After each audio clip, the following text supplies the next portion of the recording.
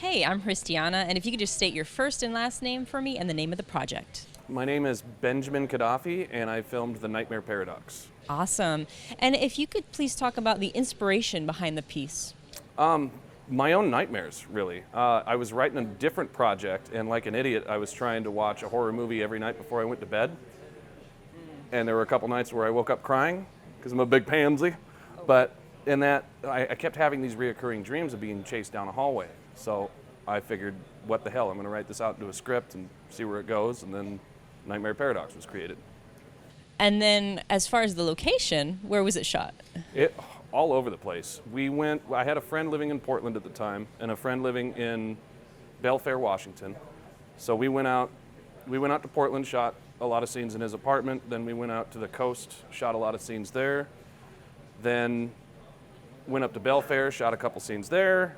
And then the rest was shot in Nebraska. It was like half and half, Pacific Northwest and then Nebraska. Wow, that presents, I'm assuming, its own set of challenges just with the different locations. Could you talk a bit about that? Yeah, it was hell sometimes. We spent 7 days up in the Pacific Northwest trying to get as much stuff as possible, just get it done, and then took a break for a couple weeks, or a couple months rather. Then we shot, there's this town called North Bend.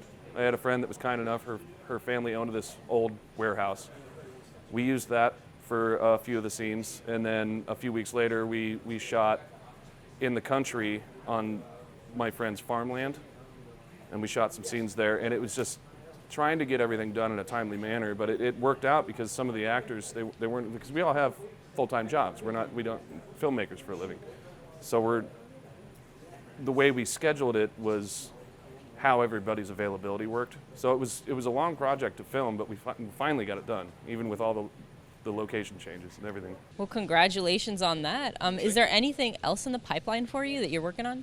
I'm actually working on an audio drama. It's a comedy. Like my two brothers have one of the strangest relationships in the world. They absolutely hate each other. And I thought that was hilarious. So I wrote a screenplay I changed the names. Dave and Joe, I'm sorry. But I changed the names, and filmmaking is really expensive, as everybody knows. But I love audio dramas at the same time, so I'm like, why don't I try that?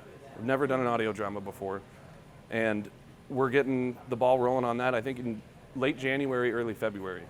And most of my friends and family are musicians, so they know the audio aspects of everything, so that they're helping me with the recording process and everything. I think it was meant to be, to do this audio drama. Sounds like it, because you got that humor to pull from your family life. Mm-hmm. If there's a position on set that you'd love to work as, if you had a choice to full time, what would it be? Writer, absolutely, or director, one of the two. But my brain never shuts off. Like, I'm constantly coming up with new ideas, and it's like when you write a screenplay, you put it down, and then you start writing another one. You realize this one is rubbish, but you had some good ideas, so you start pulling from that, and it just works out. So I'd probably say writer. Writer? I would definitely like to do writing for a living, writing screenplays. Is there anyone that you'd like to thank that's helped you, during your creative journey in general? My girlfriend Tessa Thompson, actually. She's been my rock, just in the writing process in general. She gives me a lot of freedom to do so. She gives me a lot of inspiration.